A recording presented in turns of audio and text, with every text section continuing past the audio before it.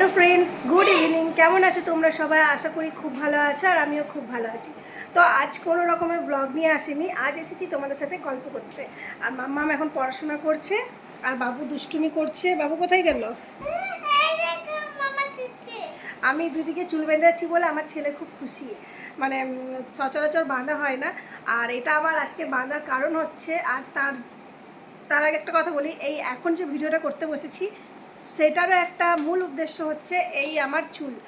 একটা বোন বা দিদি ভাই, আমি জানি না আমার কে হবে, সেই দিদিভাই রিকোয়েস্টের জন্যই আমি কিন্তু আজকে এই ভিডিওটা বানাচ্ছি। যাও খেলা করো, খেলা করো যাও। তো ওই জন্যই আমি কিন্তু বানাচ্ছি। তো বোন বা দিদিভাই যেই হও, তুমি এই ভিডিওটা দেখবে আর কমেন্টে জানাবে। দেখো, আমি তোমার মন রাখার জন্য আমি কিন্তু দুই দিকেই চুল বেঁধেছি।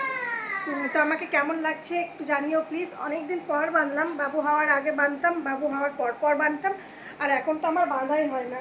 কারণ চুল মানে সারাদিনে একবার বাঁধা হয় কিনা সন্দেহ। তো এইটাই হচ্ছে কারণ। ছোট বাচ্চা তাহলে যা হয়।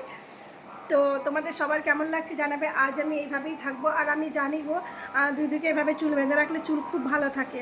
আমার মেয়েকে আমি এভাবে বেঁধে দিই, কিন্তু আমি নিজে বাঁধি না, কারণ আমার টাইম হয়ে ওঠে না, এই জন্যই। তো আমাকে কেমন লাগছে জানাবে। আর বাবু তো খুব খুশি হয়েছে, বলছে টু টু দিদি, মানে দিদিকে এভাবে যেহেতু বেঁধে দিই এই জন্য ভেবেছে, মানে আমাকে ওই জন্য বলছে।